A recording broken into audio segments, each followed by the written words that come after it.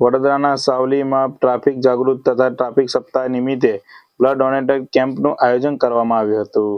Savli police વર Mahendra Jasbhai Imandar charitable trust, truck transport association, quarry association અને Hindu blood બેંકના સંયુક્ત ઉપક્રમે બ્લડ ડોનેટ કેમ્પનું આયોજન કરવામાં આવ્યું હતું. Savli police station PSI M B. Jadeja સાહેબ તેમજ પીએસઆઈ પરમાર અને સમગ્ર પોલીસ સ્ટાફ અને જીઆરડી સ્ટાફ દ્વારા બ્લડ ડોનેશન કરવામાં આવ્યું હતું. ટ્રક ટ્રાન્સપોર્ટ એસોસિએશન અને ક્વોરી એસોસિએશનના સભ્યોએ મોટી સંખ્યામાં બ્લડ ડોનેટ કર્યું હતું. અંદાજિત 60 બોટલો બ્લડ અત્યાર સુધીમાં કલેક્ટ કરવામાં આવી હતી.